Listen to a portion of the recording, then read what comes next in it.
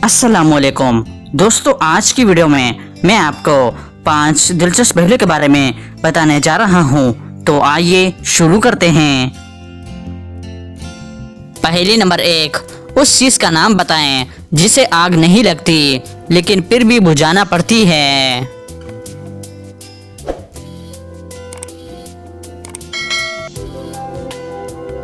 इसका सही जवाब है प्यास। पहली नंबर 2, कुरान पाक में तारों का क्या मकसद बयान किया गया है।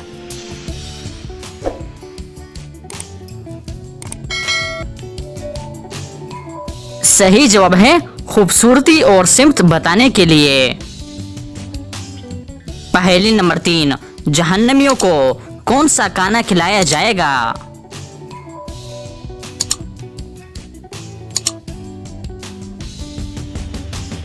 इसका सही जवाब है कांटेदार दरख्त और खोलते हुए चश्मे। पहली नंबर 4, क्या आप जानते हैं कौन से जानवर अंडे देते हैं और कौन से जानवर बच्चे देते हैं।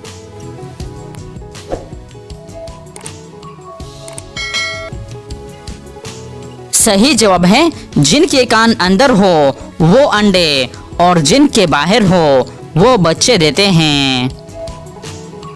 पहली नंबर 5, वो कौन सी चीज है जो सुबह 4 टांगों पर, शाम को 2 टांगों पर और रात को 3 टांगों पर चलती है।